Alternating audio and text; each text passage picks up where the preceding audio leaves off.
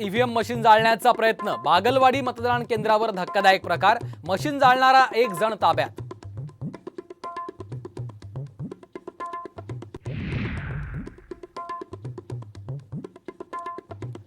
रोहित पवारांकडून video bomb. काटेवाडीसह अजित पवारांच्या कारखान्यातील कर्मचाऱ्यांसोबत पैसे वाटत असल्याचा आरोप करत व्हिडिओ ट्विट।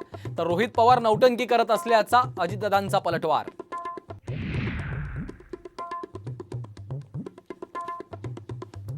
दत्ता भरणे गावकऱ्यांना दमदाटी करत असल्याचा रोहित पवारांचा आरोप। तर कार्यकर्त्यांमधील वाद सोडवत होतो, भरणेंचं स्पष्टीकरण।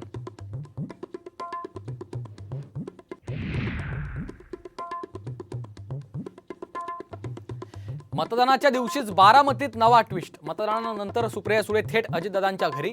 भेटीत काय घडलं ते केवळ सांगितलं साम टीव्हीला।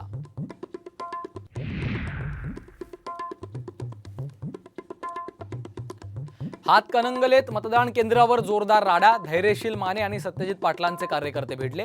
पोलिसांच्या हस्तक्षेपामुळे अनर्थ टळला।